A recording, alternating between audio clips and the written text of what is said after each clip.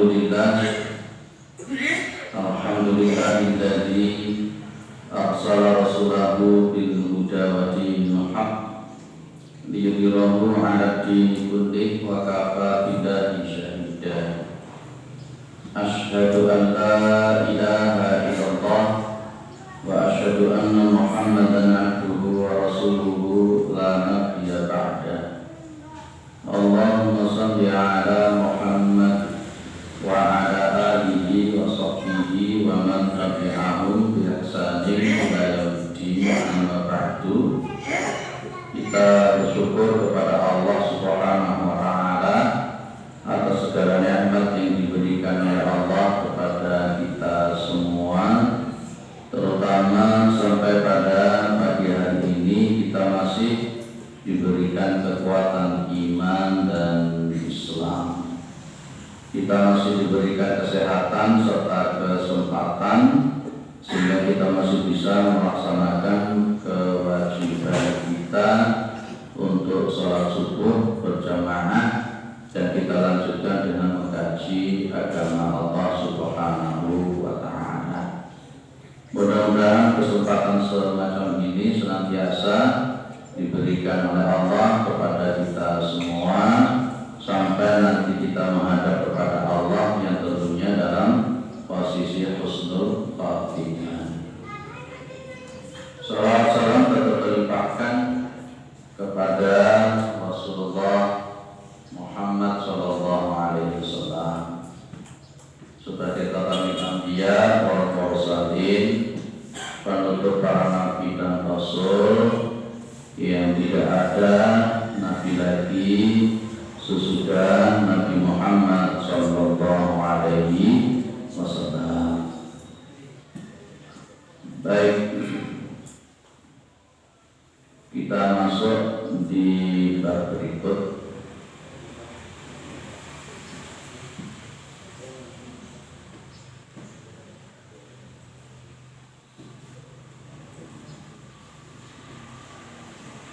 Kata-kata atau kalimat andai kata. Sering kita itu mengucapkan kalimat andai kata. Umpamanya kita bilang begini, andai kata saya tadi tidak lewat sini, mungkin tidak macet. Itu kita mungkin tidak bisa begini ya. Andai kata saya tadi tidak ke sini, mungkin akan begini. Di dalam Islam, kata-kata andai kata, kalau dalam bahasa Arabnya laut, itu tidak boleh. Itu tidak boleh. Kita merujuk di riwayatnya Rasulullah Muhammad di dalam sebuah hadis yang sahih. Nanti kita gandeng dengan Imran 168 154. Rasulullah Muhammad SAW mengatakan, ihris ala ma yanfa'uka wasta'in billah. Kita kenal yang namanya istilah hirsun. Hirsun itu kan berarti sering orang menyebut rakus gitu ya. Tapi yang dimaksud dengan hirsun atau harisun pakai shot, itu adalah daya upaya yang sangat, yang sungguh-sungguh berupaya semaksimal mungkin. Itu harisun pakai shot atau hirsun. Ini pakai film,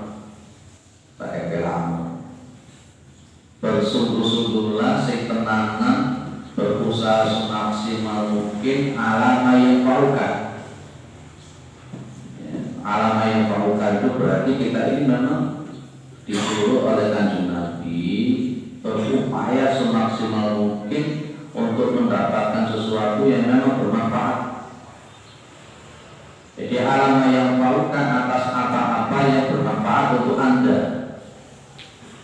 Kita paham bahwa kita ini memang juga punya keinginan, kita ini punya harapan, punya keinginan, punya harapan, itu sudah pasti punya cita-cita.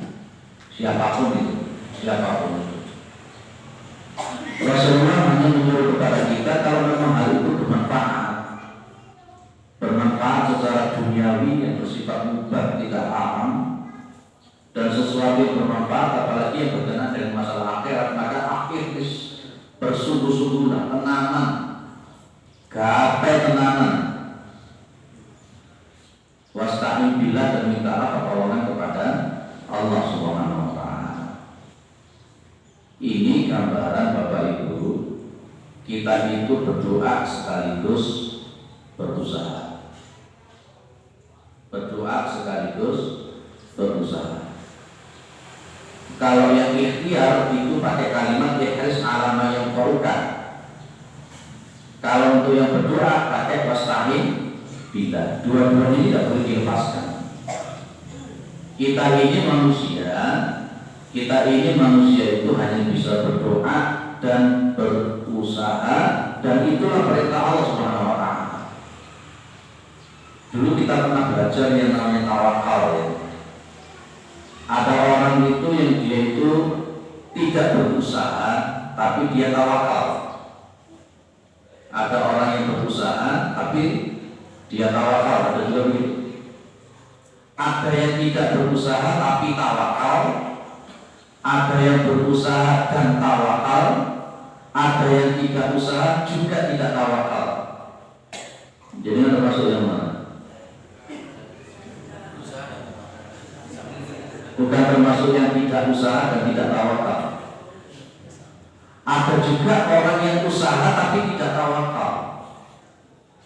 Jadi begini posisinya. Maka yang di sini ini yang kita diperintahkan oleh Allah itu usaha sekaligus tawakal. Tawakalnya itu ditunjukkan kita itu wasta'in billah, minta pertolongan sama Allah. Secara tauhid Al-Quran sudah menyuruh iyyaka na'budu wa iyyaka nasta'in. Nah, kemudian dilanjutkan oleh Rasulullah Muhammad SAW, wala ta'jizna, atau kalau pakai tauhid menjadi wala ta'jizanna. Jangan sekali-kali menjadi orang yang lemah. Jangan lemah, jangan pesimis, jangan putus asa. Kalau dalam bahasa Al-Quran, wala tayasu min rauhillah, wala yayasu min rauhillah ilal qaumul kafirun. 3 hal di sini: usaha, doa, optimis. Optimisnya dibangun dengan husnudzon kepada Allah. Kalau di dalam hadis qudsi ada kalimat ana inda dhanni abdi bi, aku itu sesuai dengan persangkaan hambaku. Orang yang tidak bekerja, tidak berusaha, dia berdosa. Kecuali dalam konteks posisinya, Pak ini sudah sepuh, sudah begini. Maksud saya, orang ini punya keinginan dan dia punya daya upaya. Dia ini punya kekuatan untuk berupaya, tapi dia tidak mau berupaya. Ini tidak boleh. Nah, kemudian wa in asobaka syai'un, dan apabila menimpa kepada engkau sesuatu, fala taqul, maka jangan mengatakan lau anni fa'altu lakana kada wa kada. Ini loh Pak Ibu. Dan jika menimpa sesuatu kepada engkau, maka jangan mengatakan lau anni fa'altu kana kada wa kada.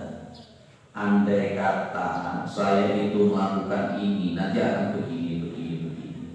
Itu tidak boleh.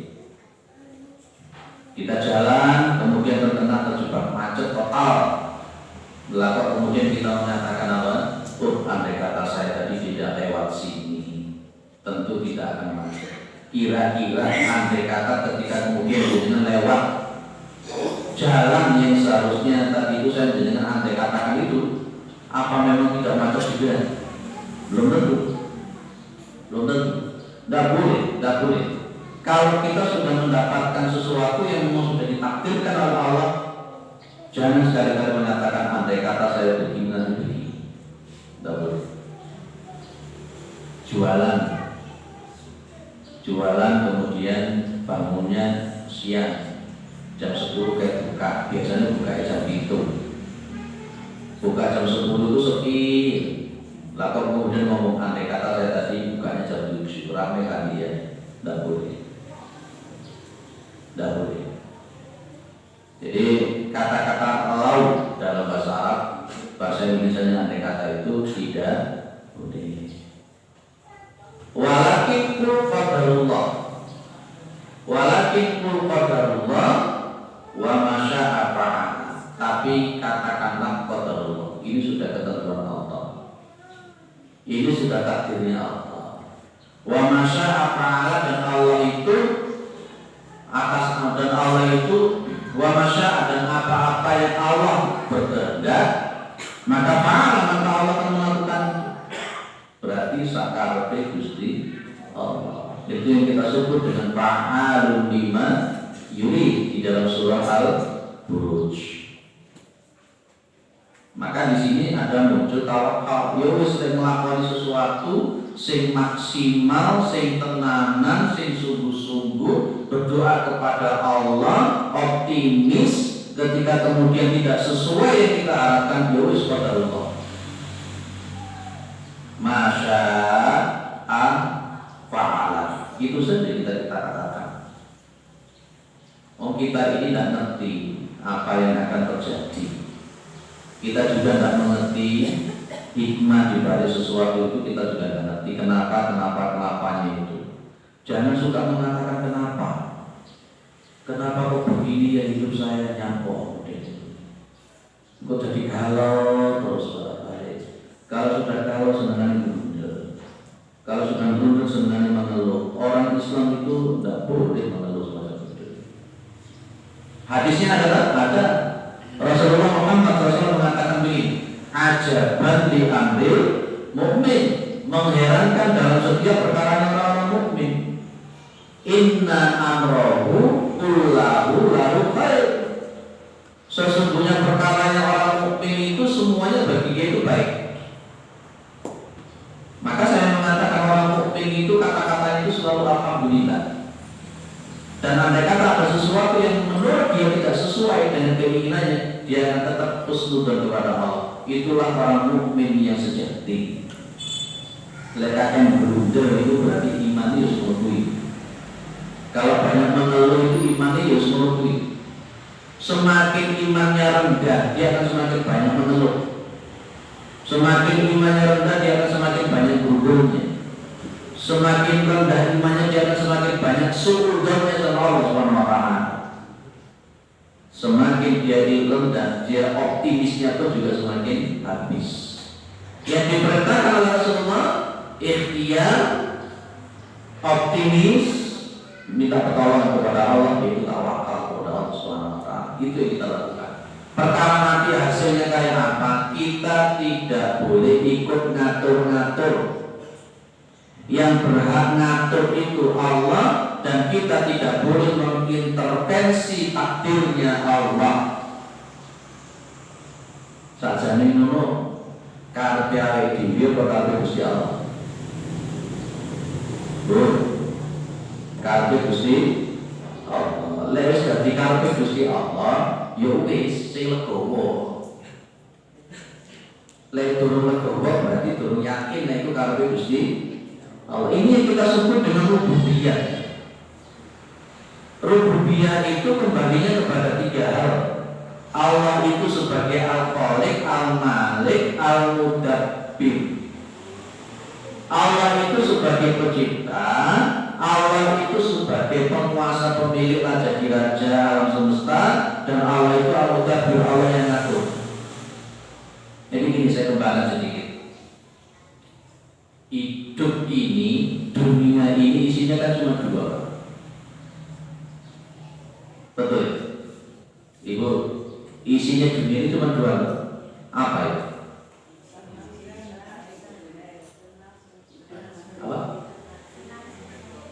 Hidup ini isinya cuma dua, yang menciptakan dan yang diciptakan. Wis itu tak wis. Itu tak hidup itu. Yang menciptakan adalah Allah, dan yang diciptakan kullu ma siwallahi wa makhluqun wa kullu ma siwallahi wa abdun. Segala sesuatu yang selain Allah itu pasti makhluk, dan segala sesuatu yang selain Allah itu pasti hamba. Ya, kullu ma siwallahi wa alam. Segala sesuatu yang selain Allah itu pasti alam. Garis bawahnya jenenge makhluk, jenenge kawula. Mau tidak mau dia itu, rela atau tidak rela, dia pasti akan tunduk di bawah kekuasaan Sang Pencipta. Itu pasti. Jangan buka lagi fikih Asmaul Husna, Al-Maliknya Allah. Kalau Allah itu Al-Malik, satu, Al-Maliknya Allah itu menunjukkan tentang kesempurnaan daripada kekuasaan Allah. Sempurna total, itu yang namanya kekuasaan Allah. Kalau memang kekuasaan Allah itu sempurna, apapun itu lillahi ma fis samawati wa ma fil ardh. Yang kedua, kalau memang Allah itu Al-Malik dan kesempurnaan daripada kekuasaan itu sempurna, maka yang kedua, segala sesuatu itu ada dimiliki oleh Allah. Semuanya, langit, bumi, semua isinya itu miliknya Allah SWT, dan termasuk dikuasai oleh Allah. Kalau jenengan punya rumah itu menguasai atau memiliki? Bro, jenengan punya rumah itu memiliki atau menguasai? Memiliki. Kalau jenengan memiliki, kira-kira kalau meninggal dibawa atau tidak? Berarti itu memiliki atau tidak? Tidak. Terus apa kalau punya rumah itu namanya? Menguasai. Kalau jenengan menguasai, tentu jenengan ketika mati juga jenengan bawa. Yang bisa memiliki dan menguasai secara mutlak itu hanya Allah. Sementara kita itu cuma hak pakai. Betul. Cuma dititipi tok. Makanya saya dulu bilang, kalau orang itu kepingin sombongnya hilang, hidup itu pakailah rumusnya tukang parkir. Pakai rumusnya tukang parkir. Karena apa yang ada pada diri kita itu bukan milik kita. Kita cuma dititipin aja.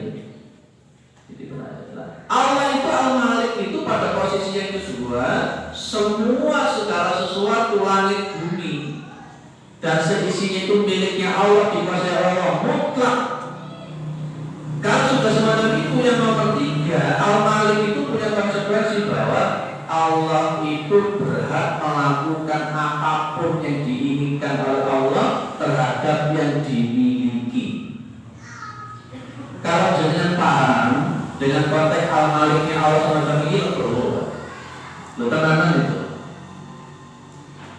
Ada keluarga yang meninggal, kita memang itu bukan milik kita, dicoba Gusti Allah yang bisa. Saya ingin gini Tuhan, saya tidak bermaksud untuk menyamakan Allah itu dengan dalam, karena tidak boleh kita menyamakan Allah dengan takut. Cuma untuk menggampangkan berpikir gitu. Legend dalam, dia punya lakonnya apa sebenarnya? Ketara kolo ya. Nah itu biar dibuat dari ketara kolo. Tapi saya ditiru biar. Lah andai kata kemudian yang namanya si dalam ini wayangi dikeplek-keplek no di itu lah sakit dalam. Betul loh. Legendnya dikeplek-keplek no di Gusti Allah itu benar. Tenanan loh, ini pertanyaan serius ya. Jenengan lek ambil Gusti Allah dikeplek-keplek gelem ora? Bekalan jawab. Pak mau dikeplek-keplek di Gusti Allah.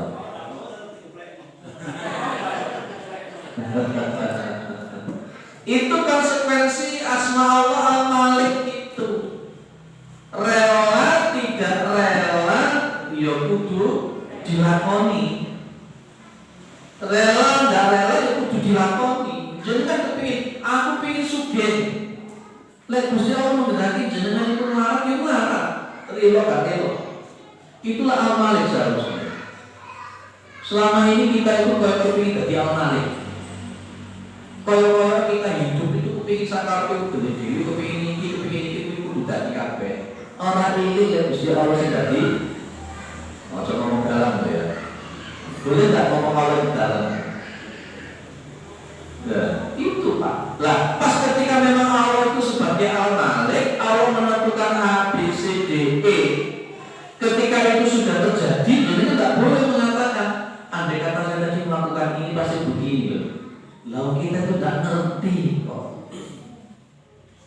Iya bro. Ayo kalian ngomong.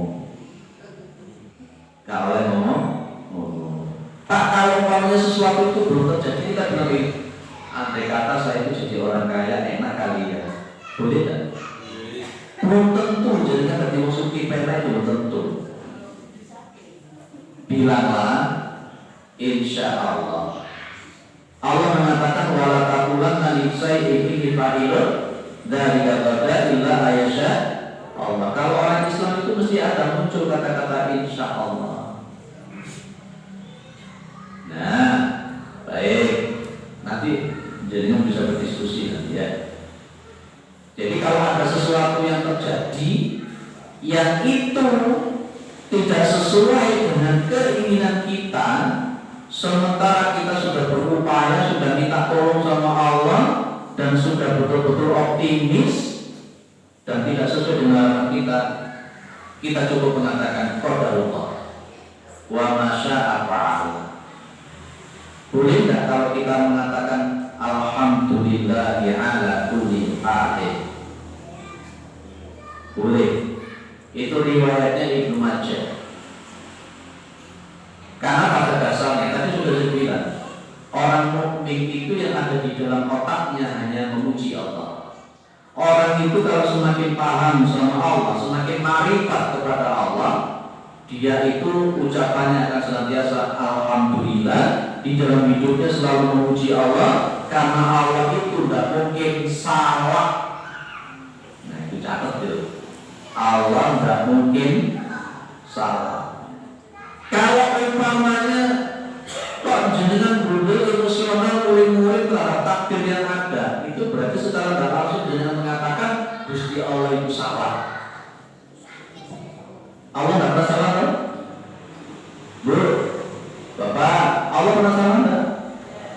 Yakin? Allah tidak pernah salah. Tapi kenapa jangan kau muring-muring ketika ada sesuatu yang dikatakan Allah tidak benar menurut jenengan? Maka Rasulullah Muhammad SAW itu kalau mendapatkan sesuatu yang menurut beliau sebagai seorang manusia, ingat ya, Rasulullah itu basyarun. Innama ana basyarun mithlukum yuha ilayya. Suaranya tak berbuat terus, ngantuk-ngantuk dia tangi, simpan-simpan dia tangi, balik ngantuk balik, ngantuk ya. Tadi malam habis tempur kan enggak? Jadi alhamdulillah. Maka hubungannya tadi, setiap orang mukmin itu apapun yang ditakdirkan oleh Allah pasti baik, karena Allah itu tidak pernah salah. Maka dia tidak akan pernah mengatakan Allah itu tidak adil dan sebagainya. Makanya saya bilang, orang itu semakin beriman, dia akan semakin minimal itu mengeluhnya. Ya dalam dirinya cuma alhamdulillah, optimis karena Allah itu pasti la yukallifullahu nafsan illa wus'aha. Gusti Allah tidak akan membebani makhluknya kecuali sesuai dengan kemampuannya. Jangan khawatir. Duit jenengan hilang 10 juta, umpamanya, bilang alhamdulillah ala kulli halin. Dalam bumi baca jenengan.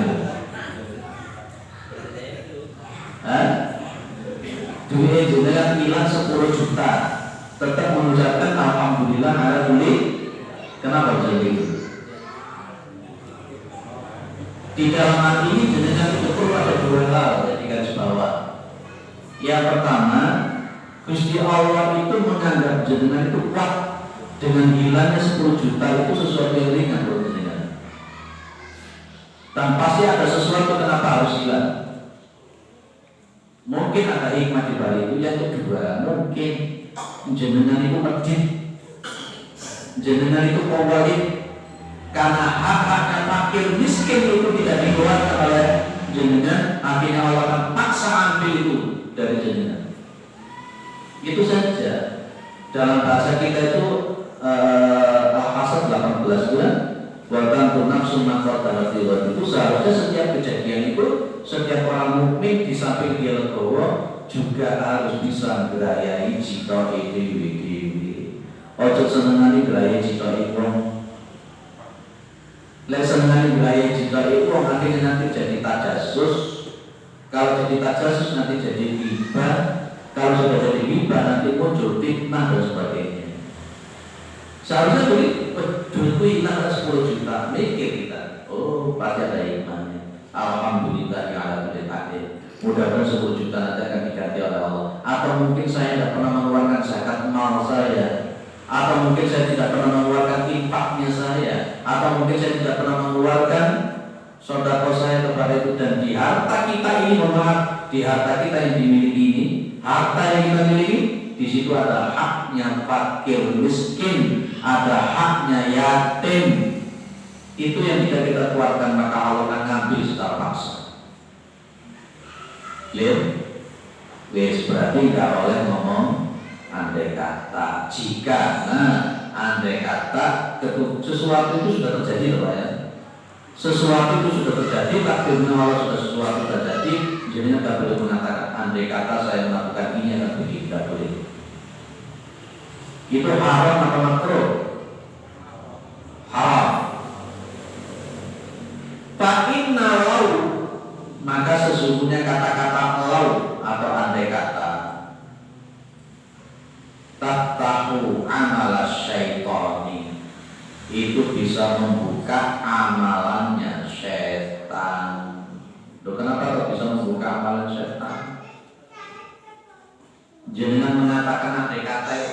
Ingat ya, andai kata yang saya maksud dan dimaksud di dalam hadis ini, kita sudah upaya, sudah berdoa, sudah optimis, kemudian tidak sesuai dengan harapan kita, kemudian kita mengatakan andai kata begini-begini, itu tidak boleh. Dan semacam itu bisa membuka amalannya setan.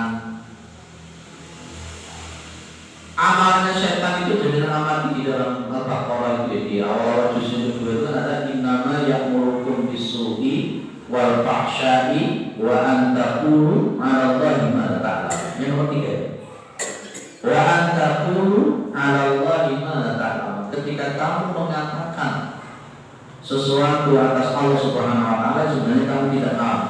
Sesuatu yang kamu tidak paham, itu setan. Setan itu menyuruh kita mengatakan sesuatu berkenaan dengan Allah, itu sesuatu yang kita tidak paham. Sok-sokan membicarakan Allah yang sementara kita itu tidak paham. Termasuk sok-sokan bicara tentang yang gaib, tentang takdirnya Allah, padahal kita tidak paham dengan takdir dan gaib. Inilah amalan setan. Tidak ada satupun manusia itu yang lolos bumi minara, tidak ada. Tidak ada seseorang satupun dia tahu yang gaib kecuali Allah yang membuka. Termasuk Nabi Muhammad itu tidak tahu yang gaib. Kalau Allah tidak memberitahu kepada Nabi Muhammad, Nabi Muhammad tidak akan tahu yang gaib. Saya contohkan. Nabi Muhammad tahu tidak kalau perang Uhud nanti akan ada yang mati 70 orang? Tidak tahu. Andai kata Rasulullah tahu, mungkin beliau tidak akan perang. Sesuatu perang terus mati 70. Nabi Muhammad ketahui. Nabi Muhammad tahu tidak kalau beliau nanti akan dilempari pakai batu? Tidak tahu. Andai kata Rasulullah tahu, ya beliau tidak di situ. Ternyata Rasulullah dilempari pakai batu sampai mukanya berdarah. Itu bukti Rasulullah tidak ngerti yang baik. Rasulullah jalan, pas ketika jalan beliau diludahi sama orang. Berarti Rasulullah tidak tahu yang baik. Termasuk kasusnya fitnah. Ya, fitnah terhadap Ibu Aisyah radhiyallahu anha. Yang Ibu Aisyah itu dituduh berzina dengan Sofwan bin Mu'attal. Ini sampai hari ini orang Syiah meyakini kalau Ibu Aisyah itu berzina. Makanya orang Syiah itu sama Ibu Aisyah itu bencinya luar biasa. Rasulullah di hadis Ifki atau di dalam surah An-Nur tentang ayat Ifki, Rasulullah tidak ngerti ya. Rasulullah juga tidak tahu kok yang benar itu kayak apa. Dia cuma di nunggu wahyu. Itu bukti Rasulullah pun juga tidak ngerti ya. Orang yang sok-sokan paham tentang yang baik, itulah amalan setan. Kalau jenengan mengatakan, andai kata tadi saya melakukan begini, nanti akan begini ya, itu amalan setan ya. Sok-sokan tentang masalah yang baik, tidak boleh. Jadi itu Pak. Jadi nggak boleh mengatakan andai kata saya tadi melakukan ini. Lain jadinya melaku bawa mobil, bawa sepeda, kok macet, ya sudah dilakoni saja macet itu, dinikmati saja macet itu. Mungkin dengan bersolawat, mungkin dengan berzikir, mungkin sambil murojaah, sudah daripada gerudul-gerudul juga tidak akan mengentaskan masalah. Tetaplah mengucapkan alhamdulillahi ala kulli halin. Eling, nanti kalau pulang dicatat bahwa Allah itu al-Malik. Allah lah yang berhak untuk memulak-malik masalah. Allah lah yang berhak untuk mengatur masalah. Allah yang berhak untuk mengatur takdir. Sementara kita cuma bisa berdoa, berusaha dibalut dengan husnudzon kepada Allah Subhanahu wa taala. Apapun kemudian yang ditakdirkan oleh Allah, tetap kita mengucapkan alhamdulillah. Lain dulu tamu alhamdulillah.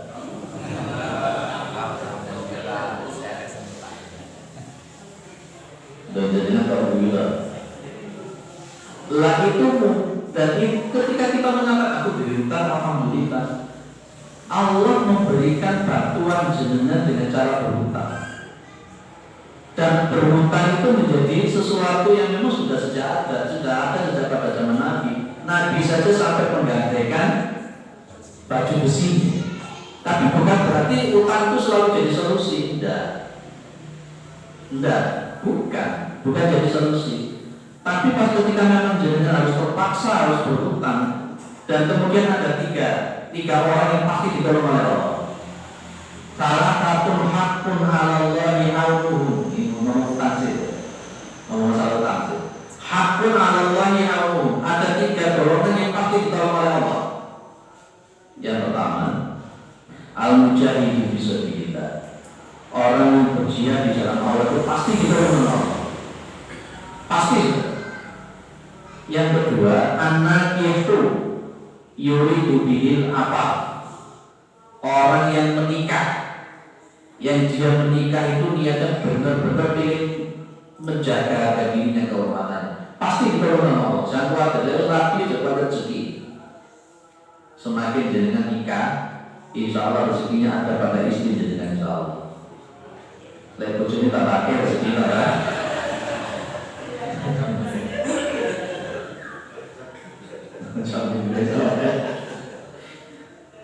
Ada kisah nyata. Wong itu gak duit. Ibu-ibu aja di rumah nih. Orang wong itu gak duit Pak. Saya ibu saja. Ini kisah nyata ini. Sing cerita ya wong bisa dipercaya. Gak duit. Akhirnya dari Rabi siji kan sisi itu. Rabi siji itu gak duit.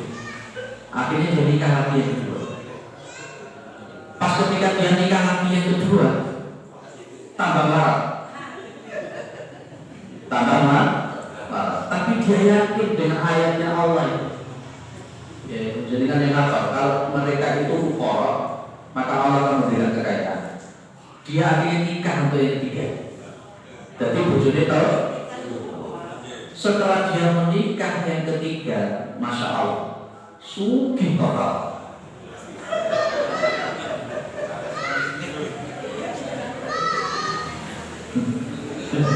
Sing buyute paling banter iki. Duwe kepingin tak rakyat.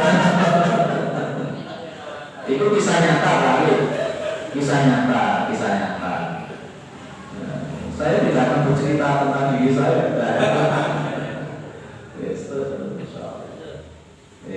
Tekan di balik.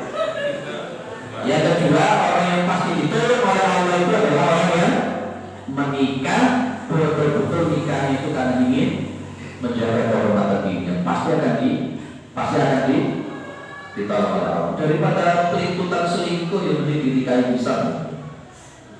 Bu, aja ditemani bu.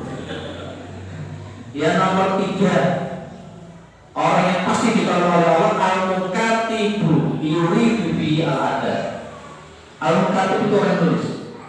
Orang yang mau mencatat hutangnya dengan betul-betul niat supaya dia bisa nyaur hutang.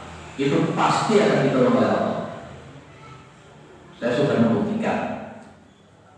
Jadi Anda tahu sudah membuktikan belum? Tapi kalau jenengan itu niatnya utang kok niatnya gak nyaur, tambah ibarat senang Gusti Allah. Akeh orang kita itu gak senang utang tapi gak mau nyaur. Makanya matul ghani belum, orang yang matul ghani itu artinya orang yang sudah punya kemampuan untuk nyaur utang tapi gak nyaur utang, belum, dia itu zalim. Maka yang dimakan adalah kedoliman, yang diminum adalah kedoliman. Kalau punya uang langsung bayar, catat. Kalau bisa utang itu dicatat. Ojo pura-pura lali. Biasanya sih pura-pura lali itu. Ya, jadi makanya saya bilang mengatakan apa? Kita punya utang tetap mengatakan alhamdulillah. Alhamdulillah sih belum utang. Tapi ojo tadi kebiasaan. Untuk gambarnya mana kawan tentu tekok oma. Malu diukur-ukur kalau dia korektor. Itu jadi kesimpulan daripada hadis ini, tidak boleh kita mengatakan andai kata bila sudah Allah menentukan.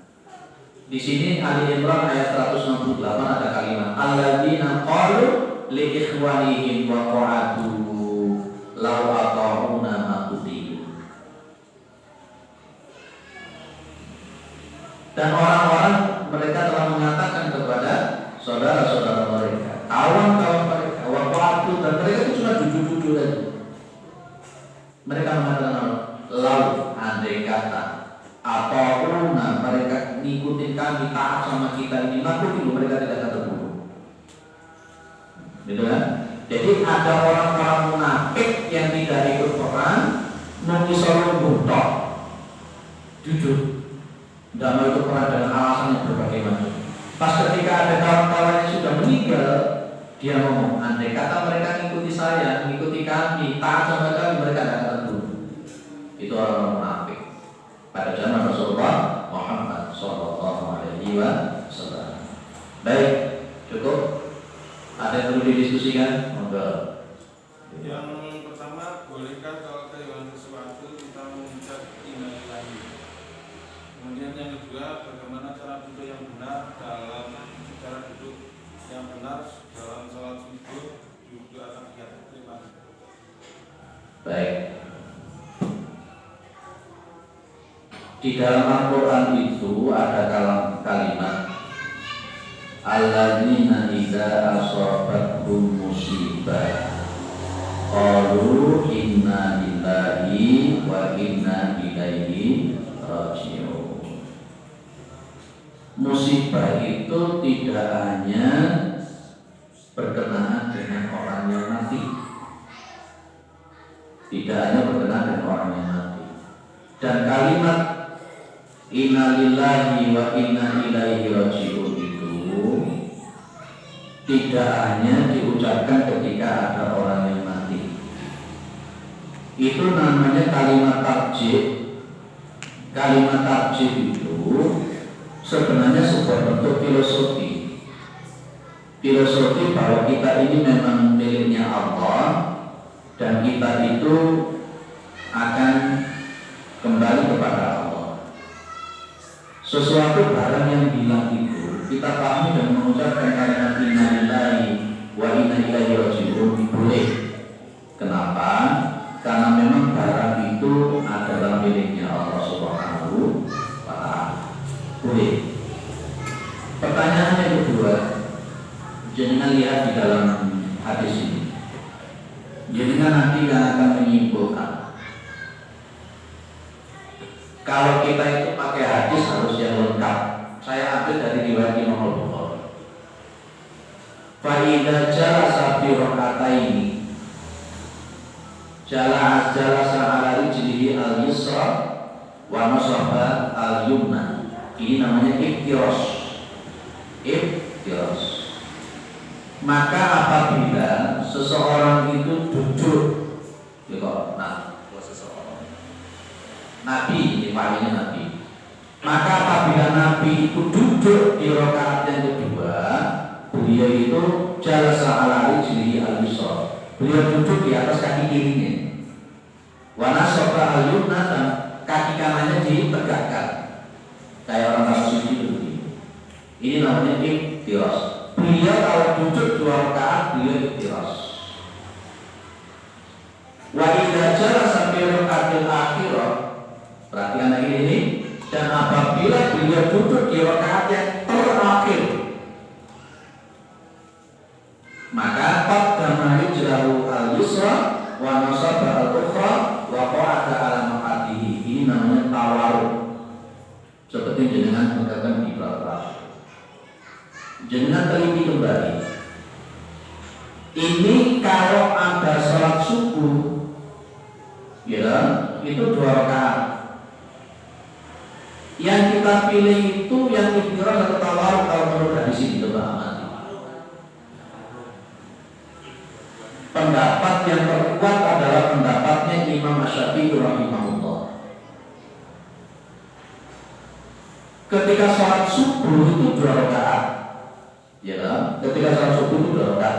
Tapi sholat subuh itu memang cuma 2 rakaat. Maka hadis ini bisa kita pahami kalau tahiyat awal beliau iftiras, kalau tahiyat akhir beliau tawarruk. Maka sampai hari ini saya mengatakan mengikuti ulama Syafi'i dan juga mengikuti NU dan Muhammadiyah bahwa pendapat yang terkuat sholat 2 rakaat itu duduknya tawarruk. Iftiras itu pas ketika tahiyat awal. Sehingga kalau sholat subuh itu maka yang diambil adalah karena memang itu rakaat yang terakhir. Maka yang pendapat yang terkuat.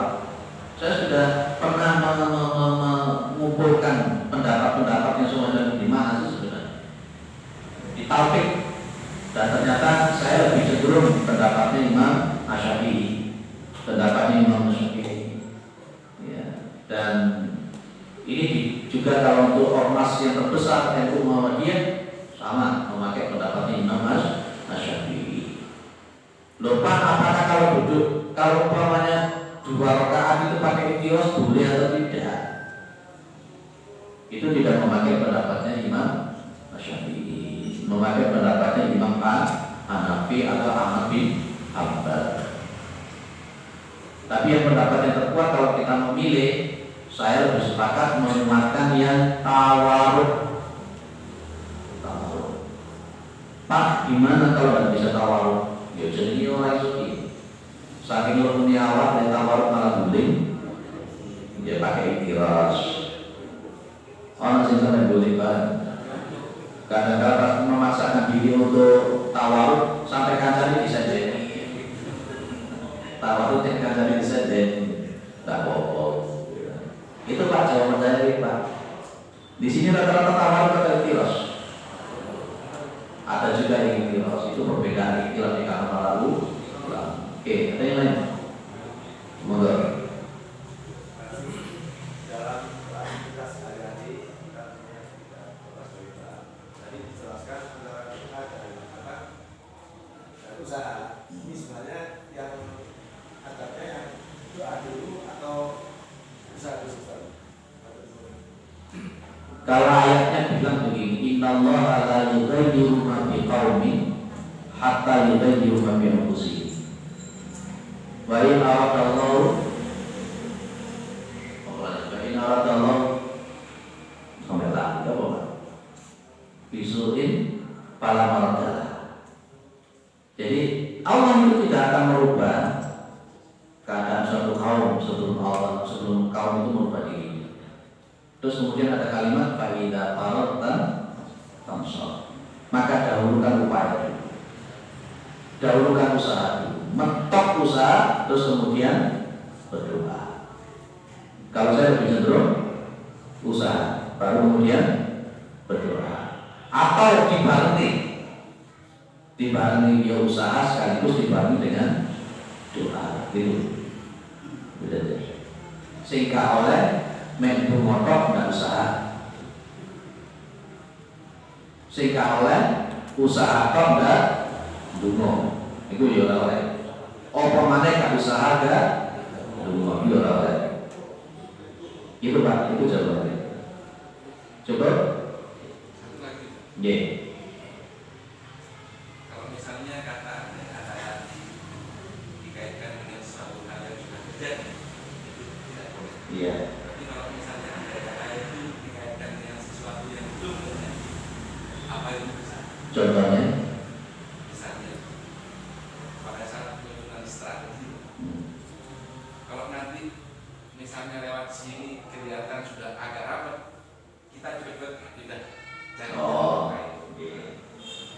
namanya schedule ya.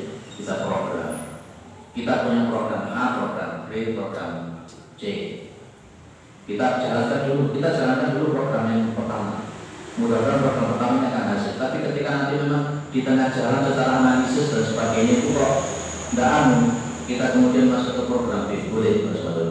Tapi tetap harus dibungkus dengan tawakal kepada Allah. Wasta'in bila tadi minta pertolongan sama Allah Subhanahu wa taala. Ya. Wah ini kate perpekan dan Rebu perpekan. Kemudian kita punya jam-jam wis aku biasanya pulangan 1 juta, aku saya tak pulangan 2 juta. Itu program. Boleh teman-teman. Dan tapi tetap dibungkus dengan tawakal kepada Allah. Perkara nanti setelah belanjanya yang tadinya biasanya 1 juta, sekarang belanjanya 2 juta, kalau ternyata oleh Allah dikatakan yang lain sudah tetap alhamdulillah. Itu schedule program. Boleh kalau. Tapi tetap kita tidak boleh sok tahu tentang masalah yang lain. Lagi gini mesti kok gini. Kalau jadinya sholawatan pengen kira, waktu tak sholawatan tim 10.000, mesti gini lah. Rusak. Baik, saya kira cukup ya. Sudah bermanfaat dari sini ke Bulu Lawang. Setelah Bulu Lawang selesai lanjut ke Sukun. Ke Sukun pulang istirahat sebentar, nanti asal tidak akan selesai baru nanti ke briefing. Hari ini 5 kali. Doakan sehat. Subhanallah wa bihamdika asyhadu an la ilaha illa anta astaghfiruka wa atubu ilaik. Assalamualaikum warahmatullahi wabarakatuh. Waalaikumsalam warahmatullahi wabarakatuh.